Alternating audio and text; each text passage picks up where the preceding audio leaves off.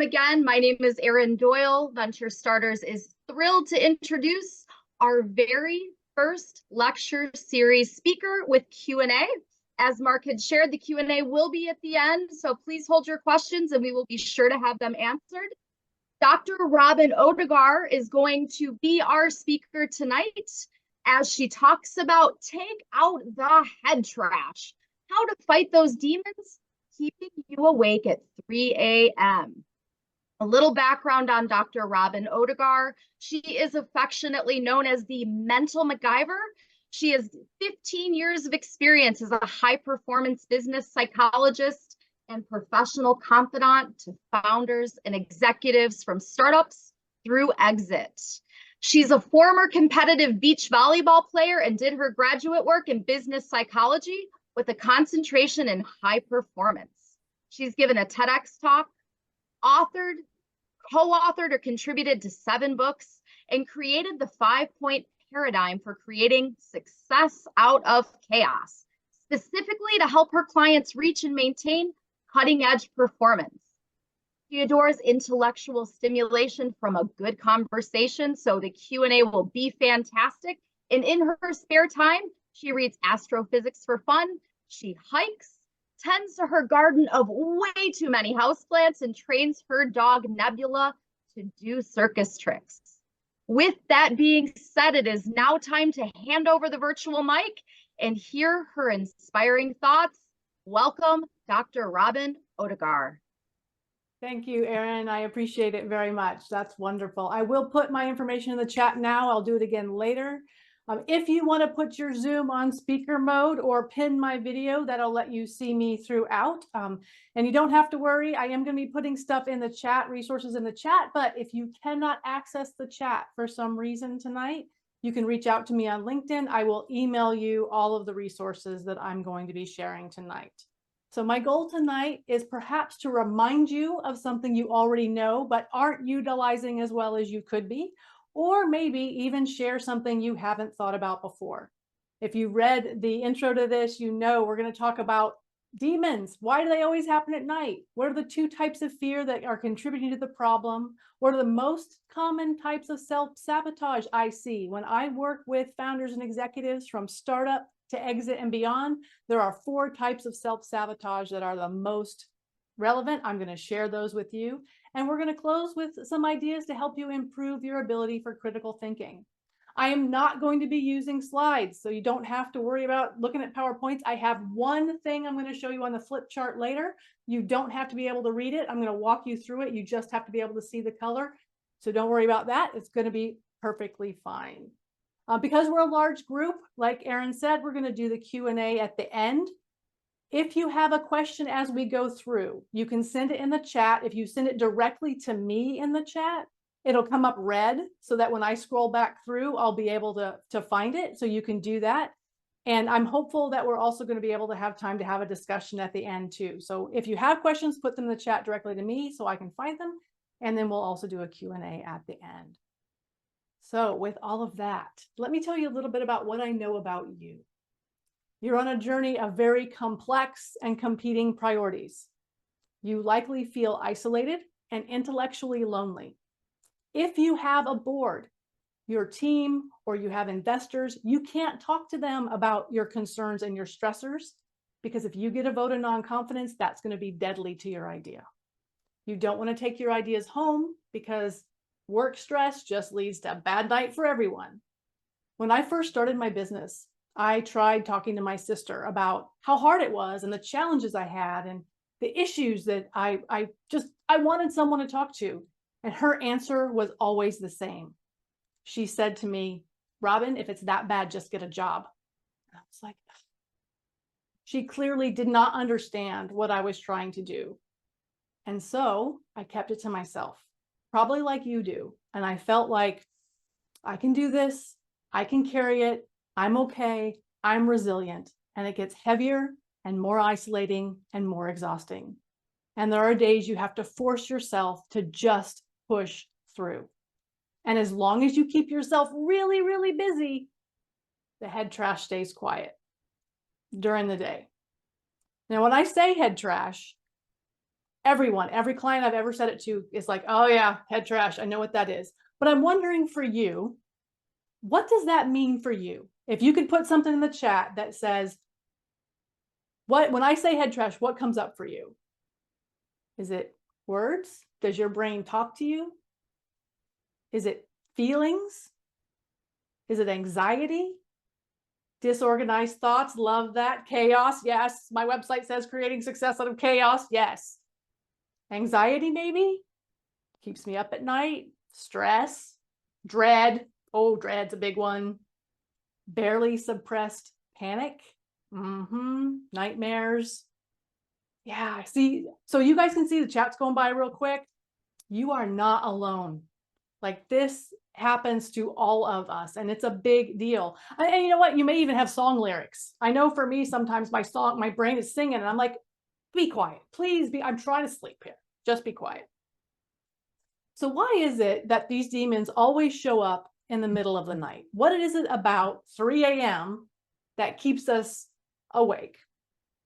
I want to share a little bit about the human brain. You probably know there's kind of 3 broad general areas to the human brain. You've got your logical mind, your prefrontal cortex. This is the part of your brain that manages your editor, keeps things from coming out of your mouth that shouldn't, does all your kind of focus stuff. You've got your emotional mind or your subconscious mind. That's where your feelings are, and your gut and your intuition. And then you've got your primitive or unconscious mind, which is your breathing and your heart rate and those kind of things. We're not going to talk about that tonight. That's beyond the scope of this talk. We're going to talk about your conscious mind, which is that prefrontal cortex, logical brain, and your emotional mind, which is your subconscious. Now, the interesting thing about these two is that your subconscious brain doesn't have access to language. It has access to feelings. Your logical mind, your conscious mind, only has access to language and doesn't understand feelings at all.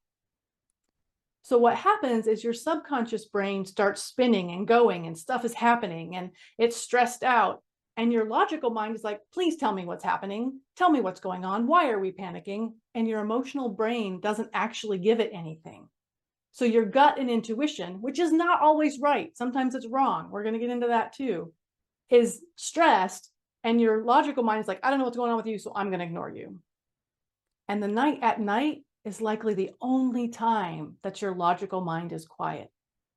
So during the day, you're using willpower to keep it down, keep the demons quiet, make the chaos stop, make the negative thoughts go away. But you have limited willpower.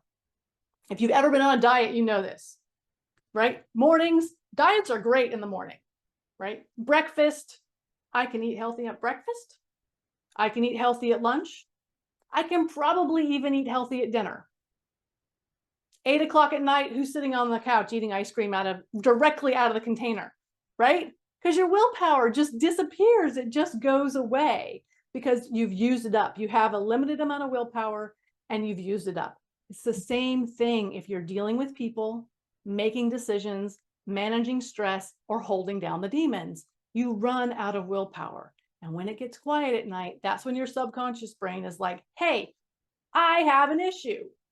So what you need to do to access that and to not have it come up at 3 in the morning is access it during the day, which is really hard because that means you have to give it silent time. You have to allow your logical mind to just for a minute so that your emotional brain has a chance to go, hey, this is what I'm worried about. It's even better if you can move your body and be in nature while you're being silent. I'm going to share an article in the chat just now. It's called The 30 Best Piece of Advice for Entrepreneurs in 2023. And I'm sharing it explicitly because there's number 8 on their list is about the product board CEO. And he created a thing called Founder Mood Meter. Hold on, let me just copy this and toss it in the chat real quick to everyone. There we go. There you are. So that's the link to that article. And so the product board CEO created a founder mood meter, and he plotted how he felt about the prospects of his company 3 times a day over the course. And in the article, there's a little chart thing that he shows how he did it. I'm going to show you a quick way to think about this. That's what's on my flip chart here later, so that you can really ask yourself, how am I? How do I feel? What's going on with me? Really quickly, and get an answer about it. And that's going to help you with your critical thinking under stress, which we're going to talk about at the end. But here are some things you can do to create silence. The top two, I know you've heard, and you're going to tell me, Robyn, I do not have time for that. Journaling, meditate. Absolutely, they're phenomenal. They're great. I completely understand that you probably don't have time for those. I try to meditate. I can't make it work in my life. Within the last probably 6 months, I've been doing a better job of journaling, and literally I just write, this is what happened today. And I just write that. I don't even try to make it fancy, just that. But if you can't do that, here are some tips I've used with clients. Drive without the radio on. I had one client who I told this, just turn the radio off, drive in silence. She called me the next day and was like, I can't, it's crazy. I can't do that. What am I supposed to do? I'm like, when you have the radio on, that's input. Your conscious brain is getting input, which keeps your emotional brain silent, keeps your subconscious brain silent. So I said to her, give it a week. I know it's crazy. I know it feels absolutely anxiety provoking. Give it a week and tell me what you think about when you're driving with the radio off. Exercise without music. Again, difficult. You're counting to 10. This is boring, but it gives your subconscious brain a chance to let you know, hey, and notice what you're thinking about. If you don't have input, if you don't have the radio, you don't have music, you don't have a podcast on, what is your brain doing? What's happening? What is your subconscious saying? And that's going to help you kind of see what's going on. Go for a walk, ideally in nature, without listening to anything. You know, be among the trees. It's really amazing how healthy it is to just get away in nature if you can. Another option is to talk to yourself, either in the mirror or turn on a Zoom room and just be you in the Zoom room and look at yourself. And it's going to feel weird. It's going to feel weird. It just is. But we're trying to get access to your subconscious brain, and your logical brain wants to sabotage that. Right? So if you talk to yourself in the mirror, you can ask yourself, hey, what's going on? How do I feel? What's stressing me? What do I want to be different? That is one of my favorite questions to ask my clients. What do you want to be different? Because it invites that discussion of this is what isn't working. And then eventually, once you get to the what isn't working, what would different look like? If you can have that conversation with yourself, that's going to be phenomenal. Now, obviously, the best option, gold standard, have a trusted business savvy confidant who's you're going to tell the whole truth. It has to be somebody you feel psychologically safe with. It has to be someone that you are going to say the real what's going on. I can't tell you how often clients have said to me, I've never said this to anyone before. You also have to trust them to tell you the truth. Can they be kind? Can they be empathetic? And can they ask the hard questions? Those are the things you need to know. And I get the coaching and therapy world is a deep pool full of very shallow people. I cannot encourage you enough to keep looking until you find someone who's a great fit for you. It will be worth the time and money investment multiple times over. Find someone. If you absolutely can't, do it yourself until you can. That's the gold standard. No questions asked. If you want to learn more about conscious, subconscious mind, I recommend the book Extended Mind. I will put the Amazon link to that in the chat. I was able to find it at my local library. And I know that Blinkist, if you use the app Blinkist, has a really good summary of it. If you use a different app, I'm sure it does too. But yeah, the Extended Mind, really great book. It was written in 2021, A Conscious and Subconscious Mind. I definitely recommend it. So when you start to notice, when you're able to create some silence or talk to somebody, whatever you've got to do, when you start to notice the messages that your subconscious brain is sharing with you, you're going to find two types of fear. You're going to find trauma-based fear, and you're going to find intuition-based fear. So trauma-based fear is the kind you need to walk through. That's the kind of fear when people say success is on the other side of fear, it's on the other side of trauma-based fear. Intuition-based fear is the kind of fear you need to listen to because your subconscious brain is going, that is a horrible idea. Do not do that. I'll give you an example from my business. I'd been in business probably 2 years maybe. And I decided that I was going to hire a marketing firm to help me market a weekend event that I was running. I asked around, and a friend of a friend recommended this guy and his group. So I went and had lunch with him, explained what I was trying to do, and he felt a little bit slick to me. And there's a difference between being polished and being slick, and you know it when you feel it, but he felt a little slick to me. And he laid it out on the table, what he wanted to do, and he said $20,000. Now, I grew up really poor, like really, really poor. So $20,000 for me is a big number. And especially back then in my business, I didn't have $20,000 just laying around to spend. And so I was scared. I was absolutely scared to death. And now looking back, I know the fear of spending the money was trauma-based fear. That was my old messaging of there's not enough, you're not going to be able to do this, you'll never recoup it, it's a mess. But I was so busy trying to push through that trauma-based fear that I didn't notice, didn't listen to the intuition-based fear. And here's, if I had been paying attention, here's what I would have heard. I asked him in the course of our conversations, why do your clients stop working with you? And what he said to me was, they run out of money. If I had been paying attention, my intuition would have said, hold on a second. Marketers are supposed to make you money. They're supposed to make the amount you spend on them plus extra money. If people stop working with him because they ran out of money, he's not doing his job. But I was so busy forcing myself through and pushing down my trauma-based fear of spending money, I didn't allow the intuition-based fear to say, hey, this is a mistake, you don't want to hire him. So what I would encourage you to do is ask the part of your brain that's freaking out, because you're going to get these two types of fear. Ask, what are you trying to protect me from? What's happening? What are you trying to protect me from? And what red flags come up for you? What is your subconscious throwing? If it's all just, this is scary, I can't do this, oh my goodness, the world is failing, it's good possibility it's trauma-based. If it's a real issue, if it's something like, hold on, he's a marketer, people shouldn't leave him because they ran out of money, that's something you shouldn't ignore. And that means you can't just keep pushing it down and pretending everything's fine, because you're going to miss this subtle difference between these two types of fear. Now, you're going to want to talk to people about this, and you're going to find two types of people. You're going to find these coaches who are rah-rah coaches who are like, success is on the other side of fear. Go through it. You can do it. Go. And you're going to find people who, like my mother, are like, you shouldn't do that. What if you fail? You might get sued. This is a disaster. Don't do that. Oh my goodness. Anyone who comes down hard on one side of the fence or the other, always go through your fear, always listen to your fear, is not doing you any favors. They're not helping you. You need to find someone, yourself or someone close to you that you trust, to say, okay, let's pick through this and see if we can figure out which is which. So I hope that makes sense.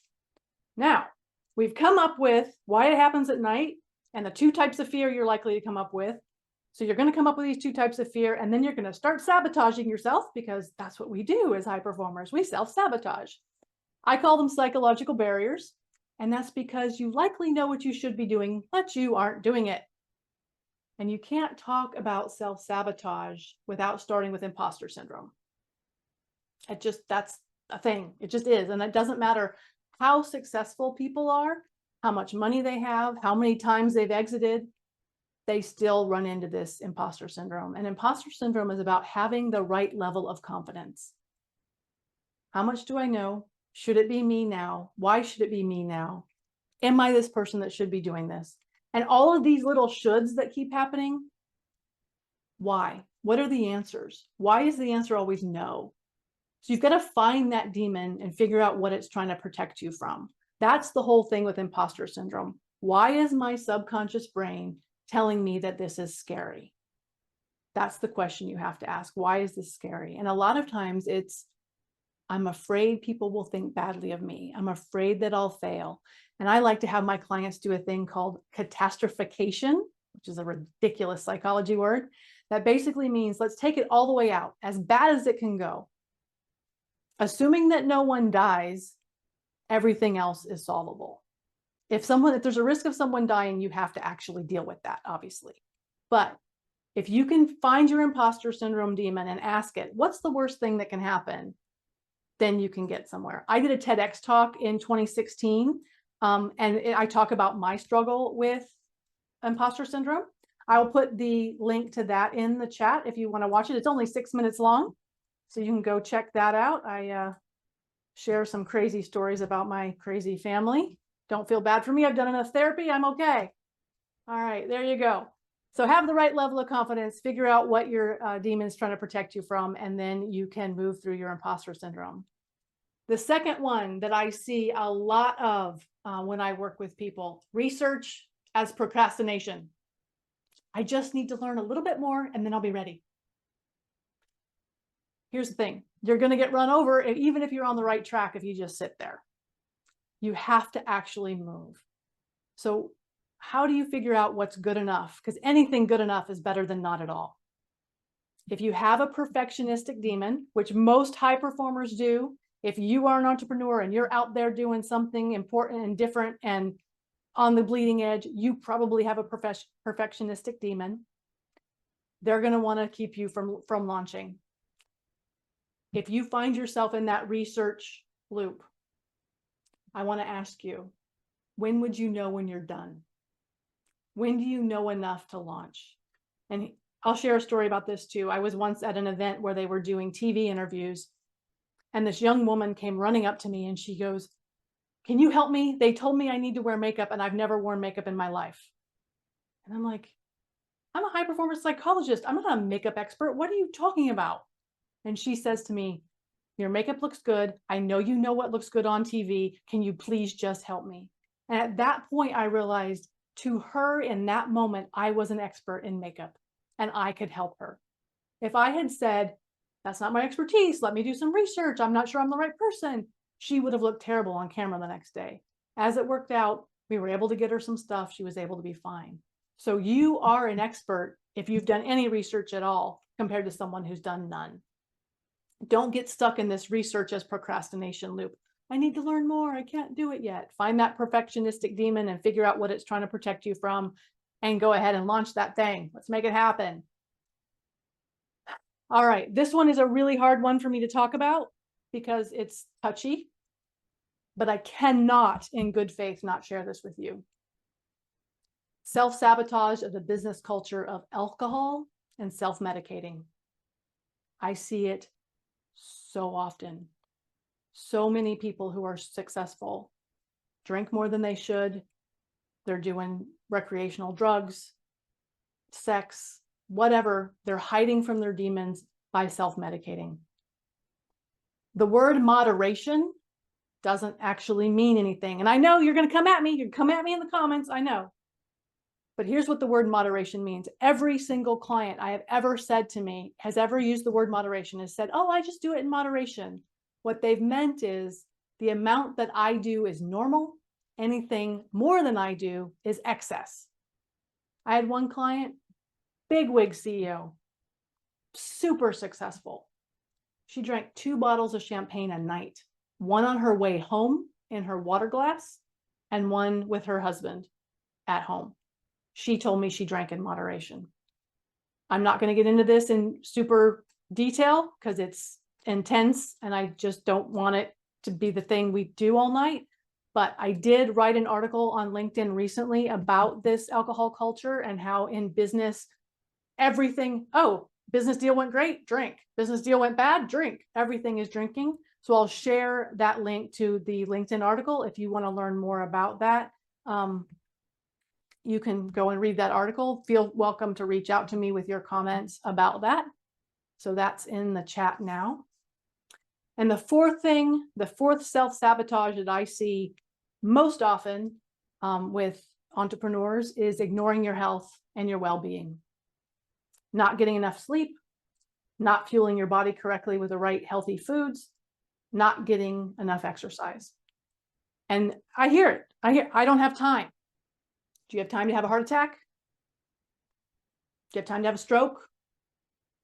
You are legitimately sabotaging your future if you're not getting enough sleep, you're not feeding yourself well, and you're not exercising. I had a colleague who had a client, my colleague worked on year-long retainers. So he had a client that paid him yearly. He sent his invoice out in like, October, November. Come the end of December, hadn't heard from the client, couldn't get a hold of him. So he reached out to the client's wife finally and was like, hey, did he decide to fire me? Like, what happened? He usually pays his invoice right on time.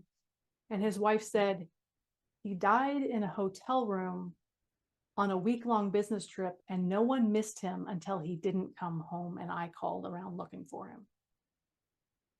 Don't be that person. I know you've heard this, and I know you're thinking, that's not me. That's not going to be me. I'm not like that. I don't work that hard. Yes, you do. Yes, you do. Get enough sleep, feed yourself well, exercise. Don't sabotage your future. It's not worth it to work this hard for the thing that you want to do to end up having a heart attack that puts you on hold. It's just really not. So those are the 4 things. Let me go through them again. Imposter syndrome, research is procrastination, the business culture of alcohol and self-medicating, and ignoring your health and well-being. So here's some things you can do. You can do progress goals. Celebrate doing the things, not just the outcome. So it's really easy for us to celebrate things like getting the funding, launching, the IPO. The big things are super easy for us to celebrate. The smaller things are the things we should be celebrating, the things we get to control. If you get more no's, you're going to get more yeses. I used to create, and I probably still would, when I launch something, I create a no goal. And what that means is, how many no's do I want to get? Say I want to get 5 no's a day, and they have to be good quality no's. Ignoring me doesn't count as a no. It has to be someone who hears my pitch or hears what I have to say and says, no, I'm not interested right now. We'll just say right now. Because if you can win at getting no's, you're going to get more yeses because it makes you do the research. It also makes the no's less painful because you can put it on your, I always kept an index card and was like, oh, I got a no, check, if I got 5 a day or whatever it was. It'll help you enjoy making the progress. The other thing you can do is you can use a tool, I call it the foresting project. And the foresting project is a way of looking at your life in total, 1 tree at a time. So if you think about your whole life as a forest with all of these trees and all of this stuff going on, and you look at it overall, it's completely overwhelming. It's too big, it's too much, you can't think about it. But if you can create individual, and I use index cards when I do it with my clients, you can do it online, you can use sticky notes, whatever works for you. I use index cards. And you create an individual index card for each thing. So work, and I color code them, work, pitching, whatever it is you have that you work that you do, take out the trash, whatever it is. And on the back side of each card, you're going to write feeling words. And these are hard. I recommend you Google feeling words lists because that's going to help your emotional brain talk to your logical brain, because your logical brain is like, feeling, you want feelings? What? Get a feeling words list, write your feelings about that particular topic, whatever it is, on the back, and then write how much time each week you spend on that thing, whatever it is. If you do that for absolutely everything, you're going to have one for personal. If you volunteer, maybe your church, your friend group, your kids, like it's going to look like a tree because it's going to have all these different things. But what it allows you to do is it allows you to look at each thing individually, and each tree you can decide, is this a priority? Is this how I want to spend my time?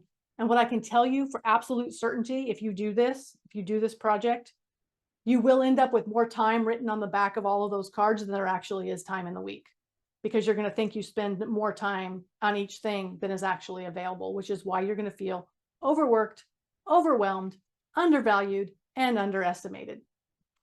I wrote about this, the foresting project, in a book that I co-authored called Unleashing Firepower. I recommend my co-authors absolutely. They're amazing humans. I'll put the link to that in the chat as well. If you would like to talk to me about doing the foresting project, reach out to me. Either make an appointment on my calendar or reach out to me on LinkedIn. We can talk about that. But this book, the book chapter I wrote for this particular book, has it in detail on how to do it if you want to do that. All right, let me get a drink. Hold on, we're going to move on to critical thinking under stress. Give me a second. All right. Y'all still with me? You having fun? All right. Let's talk about critical thinking under stress, how not to choke under pressure. One of the things when I was in graduate school I studied was sports psychology, where we talked a lot about choking under pressure and why it happens. So we've established that if you are an entrepreneur or someone who's working in a space where you feel very isolated and intellectually lonely, you're probably doing a complex and completing priorities thing. The overworked, overwhelmed, undervalued, underestimated is just a given. It's just part of life, and it's exhausting, and the demons come in at 3 a.m. and you're like, I don't know what to do with all this. It's a mess. So the first thing you need to do is find your zone of genius. Every CEO I've ever worked with has been doing things that are not in their zone of genius because they think they're the only person that can do it well. I have one client that we kind of have a running joke because I have told him, if I sit next to you and I watch you do this thing and I take notes and then we do it once together and then I do it myself and I can do it to 80%, it is not in your zone of genius. You need to delegate it. And he's gotten to where he doesn't even fight with me anymore because he knows that I'm going to be able to write standard operating procedures that are good enough and are going to get it to 80%. The challenge is you got to deal with that perfectionistic demon again, because it's going to say, but what about the 20%? The 20% is a problem. It's not in your zone of genius. Your zone of genius are the things that you and only you can do. And that's what you've got to figure out. What does that mean? What does that look like? How do you outsource? What are your options? And I hear some of you are going, Robyn, I don't have funding. I can't outsource. I hear it. That means right now you probably are doing a lot of things that are outside your zone of genius. And this overworked, overwhelmed, undervalued, underestimated is making you crazy. You're in that space, and you're going to have to work through it, but keep a list. Make sure you figure out, what is your zone of genius? What do you love? What puts you in the flow? What's amazing? So that when you can bring people in, you start bringing people in for the things that aren't your zone of genius. I've seen entrepreneurs sometimes bring people in and they give away the things they love to do, and they end up with a job rather than a business they love. So find your zone of genius. The next thing you need to do is find your zone of tolerance. 10% of your life is going to be horrible. 10% of your life is going to be really, really good. And 80% is going to be pretty much okay. And you need to recognize when you're reaching that limit. Back to the founder mood meter that I talked about earlier. Where are you? How are you? What's going on? So if I were to ask you right now, from 0 to 10, how are you? You can put it in the chat. You can put a number in the chat if you want. But 0 to 10, 0 is absolutely horrific. I need to go to bed and start over tomorrow. It's been terrible. This is a disaster. And 10 is, if I was any better, I'd think I was in heaven. So think about where you are. Give me a number. Oh, see some 8s, some 6s. Yay. Thank you. Loving it. Thank you for the numbers in the chat. Appreciate it. Let me tell you where I am right now. It's going to give you a little bit of information. So I'm probably at that 6, 7. And that's good, because when I'm presenting, I need to have a little bit of that edge. If I were way too far up into the 8, 10, I might be a little bit too flippant. I might not do as good a job as I could.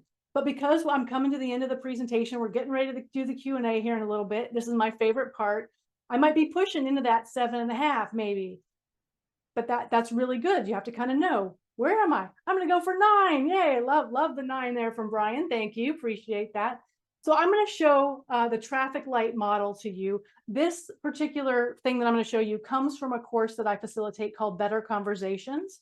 And this is a really easy way for you to kind of say really quickly, where am I and how am I? So let me show you this. This came from the course. I just facilitated it last week.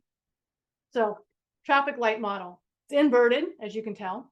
So up here in the green space, you are good to go. It's the 7 to 10 on this range that we just did. Good to go. These are some words that when I facilitated it, that the group came up with how it feels: confident, empowered, better ideas, feels less fast, I'm in flow, I have extra energy, I'm open, I'm curious. So those are kind of the thing. And if we had lots of time to do this, I would do this with you, because it's a lot of fun to kind of think about, what is it like to be in green? Yellow, 4 to 7, you'll see this overlaps. This has a 7, this has a 7. It's not a hard line. You can move between them. Yellow is this 4 to 7. You might be a little bit ill at ease. You might be distracted. You might have a little bit of that anxiety. Maybe tired or grumpy, disinterested, especially if you're getting down into the 4 range.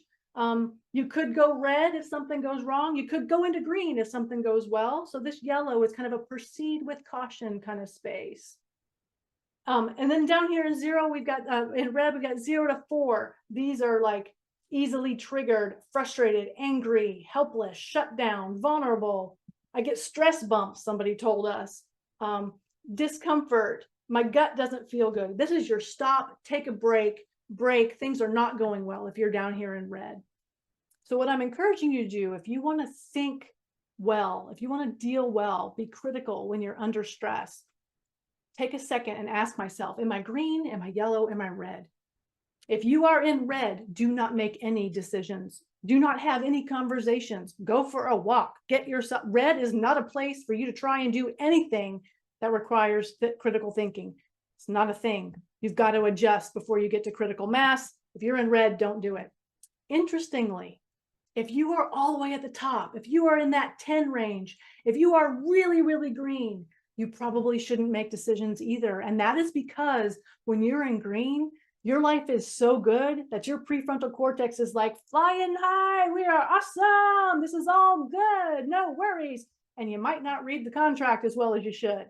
So if you're in this space, kind of this green to yellow right here, like I said I was in that 6, 7, maybe moving toward 8 space, you're good. You're ready to have conversations. You're ready to make decisions. You're ready to think critically. But, ask yourself, I teach this model to a lot of my clients and they use it. I talked to a client last week who said his wife will tell him, I'm yellow. Just give me a minute. I'm yellow. They actually use the colors together. So take a moment and just think about where are you before you want to do something critical, before you reach that critical mass. So I have a book I'm going to recommend on that as well about how this kind of works. It's called Think Twice. It's an older book. It was from 2009. I'll put the link, the Amazon link. Again, I found this one at my library and on Blinkist. Because it's older, it does have some old, like Netflix as a DVD program thing, but the ideas in it are really good. So I recommend it. It's worth reading. So Think Twice. There you go. There's that. All right. So we're coming into the home stretch here. Your biggest obstacle is internal. Your brain needs a way to get the noise out of your subconscious so you can analyze it and make sense of it. If you keep pushing it down and burying it, it will find a way to sneak out. It will sabotage your sleep, your health, and ultimately your success. I said it before, I'm going to say it again. Your best option is to pay a business savvy confidant who has the knowledge and skills to support you both personally and professionally. It's the ideal answer.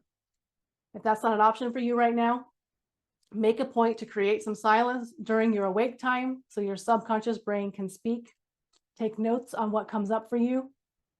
And when in that space, and then do something about it. And I need to cough. Hold on, let me mute myself. The last thing I'm going to say before we go to Q&A, you absolutely can burn hot and burn fast, and you don't have to burn out. So that's what I have to say. I'll put my contact information in the chat again, so you can connect with me on LinkedIn. You can email me. You can book time to talk to me, whatever you want. And then I'm going to go over here to the chat and I'm going to scroll it up and we're going to go see what kind of questions you all had. All right. There's my contact information. All right. Erin, do you want to say anything before I scroll up and go into the Q&A? Are we good? How are we doing on time? Oh, we're doing good on time. We are doing great on time. We've got 18 minutes for questions that you have. Please add them to the chat. Dr. Robyn is ready to share more information. All right. In the chat, please send the recording. Okay. Can you, Tiffany, can you please send me your email on LinkedIn? I won't be able to find it here, probably. Good to see you. Glad to hear your wisdom. Thank you very much, Roy. Okay, looking for questions. Loving it. Thank you very much. Got a bullseye. Loving the bullseye. All right. Missed the beginning, so would appreciate seeing the recording, please. All right, Mark, we have to obviously post the recording. Someone else studied sports psych. You guys aren't putting any questions. I'm scrolling. We have one on where are you located? Where am I located? I live outside of Philadelphia, but I work internationally. I have clients in Berlin, London, Hawaii, California, all over the place. All right. So I don't see any direct questions to me. So I see a lot of people saying wonderful. So I appreciate that. That's very kind. Would anyone like to unmute and ask me a question? Anything you'd like to say? How do you deal with disempowering thoughts? Here's a question. Wonderful. So disempowering thoughts are things, is that like the imposter syndrome stuff like that? If you, the person who wrote this, if you'd like to stay, and then I can't talk. You'd rather not unmute, you don't have to, but if you'd like to give me more details, you may. But disempowering thoughts, I would assume you've got a demon that's like, you're not good enough and you can't do this. And why are you trying it? I would ask, what are you trying to protect me from? What are you scared of? What's happening? And I know it sounds like I'm telling you to be schizophrenic. I'm not. There's actually a really good book out there. I won't recommend it because it's really dense. I had a hard time getting through it myself, that talks about being able to separate yourself from that voice in your head. My voice in my head has a name. I named her Harriet, and I distance myself from her voice and the voice of my father, who, you know, you're not good enough. You're just a girl. Girls can't do anything, blah, blah. By recognizing her voice and saying, oh, look, Harriet's along for the ride. And I never tell her she's bad, but I do tell her she's not allowed to drive. She has to sit in the back seat. I prefer she be quiet, but if she has something she needs to share, I usually am like, what are you scared of, honey? What's going on? And that helps me. So disempowering thoughts and kind of saying what's happening for you. And of course, doing this with someone is easier than doing it alone, but if you ask that part of your voice, hey, what's going on with you? That can be helpful. What kind of, go ahead, Erin, I'm sorry. Four more questions that have come in. Actually, make that 5 now. Okay. So another question, have you heard of Bob Proctor? Yes, I know of Bob Proctor. Yes, I do. Somebody asked about meditations. I love guided meditations. I use YouTube because they're free. I have some that I listen to at night. Sometimes when my mind won't shut up, I'll turn on like a sleep meditation. Just make sure it's one that doesn't have advertisements in it. There's nothing worse than being half asleep and having an advertisement. But I use YouTube. I go on there and look for meditations on there. I like guided just because I like stories. What else? You got one more? You have something else, Erin? Another, when I wake up at 3 a.m. and can't stop perseverating over my stressors, what can I do at that moment to quiet the demons and get a good night of sleep? Absolutely. So there's a couple of options. I have get back to sleep meditations on YouTube that I use. Those work really well for me. Another option is doing what's called a body scan. So a body scan is forcing your mind to think about, what do my toes feel like right now? Oh, that's interesting. What do my feet feel like? And really slowly moving your way up your body, because what that does is it makes your conscious brain active and keeps the demons from bothering you when you can't do anything about them. I always keep a notepad next to my bed. If you don't sleep next to someone, you can also use your phone to put notes. Sometimes when I worked in corporate, I used to call my voicemail at work and be like, Robyn, do this thing when you get there. And that helped. So if it's something that you need to do, write it down. But otherwise, the body scan or get back to sleep meditations are the things that I use.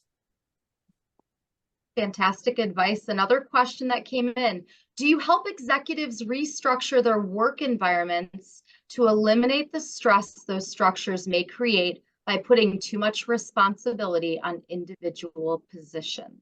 Yes, I absolutely can help do that. We can look at zone of genius, zone of tolerance for you and executive team, if that's a thing, and kind of really trying to figure that out. Yes. I have a question here that was directly to me. How do you overcome imposter syndrome in the moment? Imposter syndrome is one of those things that is not your fault, but it is your problem. It usually stems from stuff you were told in childhood. I know I'm going to sound like a psychologist here. I apologize. It's what my degree's in. In the moment, you're going to have to be like, okay, I'm pushing through this. But really what you need to go is go find those demons. Who told you you're not good enough? And why do you believe them? One of the hardest things I ever did. Listen to my TEDx talk. It shows some of the stories. I'm telling you, it'll help you. Absolutely. And another one that came in is there a specific industry that you find has the most demons? No, they all have demons. I do find that there are some industries that have more what I'm going to call bro culture. So here's the thing that I run into with my clients. They don't have friends. They have bros. They have people they drink with. They have people they golf with. They don't have people they talk to. So tech industry, gaming industry, surgeons, places where they have to pretend they're like God. Anyone who's got that bravado, those industries have a lot of demons because they aren't allowed to talk about them ever to anyone for any reason. Great insight. And one more. Watching short video reels feels like it helps when I'm struggling to sleep. Is it helping my conscious mind active or giving my conscious mind the needed rest? So it depends upon what the videos are. My concern with kind of that mindless scrolling of short videos is it keeps your conscious mind getting input, like the podcast or like the whatever, and it doesn't allow your subconscious mind to speak. So I can't say for sure because that's an individual thing, but for me, for my clients, I find complete lack of input. Go draw. You know what I took up recently? Drawing. I'm teaching myself to draw. Let me tell you, I thought that drawing was a talent. I'm learning it's a skill. I'm actually getting pretty good at it. And that's something that allows me to do things without input so that my subconscious mind can think. And we have time for just a few more questions as we're wrapping up our hour with Robyn. So here's one more that came in. We've all heard these inspirational stories of founders who've created something great in the midst of a health crisis. And the health crisis is what drove the urgency of the project. Do you have any specific thoughts that speak to that? Yeah, impending death makes you work harder. Don't do that to yourself. You can work harder without impending death. Yes, there are a lot of stories and anecdotes that say, oh, you don't have to go to college. You can be amazing without it. Or people who are successful that are the exception come up with these great stories. And those of us who are like, oh, I want to do that, think that, oh, I can just follow that. Some good books. I don't have these links right in front of me right now, but good books that speak to this are things like Fooled by Randomness, The Drunkard's Walk, and Thinking in Bets, where they talk about just because someone did something successful doesn't mean if you do the exact same thing, it's going to be successful. There's a certain amount of luck, and impending death or dismemberment makes you work harder. Don't do that to yourself. One more. I tend to see things with clarity when I wake up at 3 a.m. Is that normal? It can be because your subconscious has had a chance to say, hey, this is what's going on. It's kind of like great ideas happen in the shower because your subconscious mind is finally able to go, hey, I have an idea. Would you please shut up and listen to me? So yeah, it's not uncommon to wake up at 3 a.m. with, I suddenly have a brilliant idea. Just make sure you write it down. You'll forget. And so with that, we have just a few minutes. Any final questions that you would like to ask Robyn? Robyn, I see you have a thought. Yeah, I have. There's one here that says binaural beats. I can't even say that word. I've been talking too much. Yes, if those work for you, absolutely. Great sounds for meditation. Basically, meditation, there's a lot of things out there. Go try them. Find the ones that work for you. I don't think there's a wrong way to meditate. And I don't feel like you have to, sit cross-legged and say Om. You may, but you don't have to. Monitoring your breathing. Yes, good advice. I struggle with monitoring my breathing because when I think about my breathing, I don't breathe very well. I don't know. Maybe other people can, but if I think about it, I don't breathe very well. So I'm scrolling. Let me see. Pivoting to a technical question. I'm sorry, go ahead. Pivoting to a technical question. How are you not getting glare on your glasses is one that popped up in the chat. What is your advice? Don't get glasses with blue filter. The blue filter creates glare. Do not use blue filter glasses. And you have to fight with them. They always want to put the blue filter on it. Don't let them do that. All right. Somebody else had another thing. I'm looking, I'm trying to make sure I get all the questions. If you want to unmute, now's your chance. Hi, Dr. Robyn. My name is Kiran.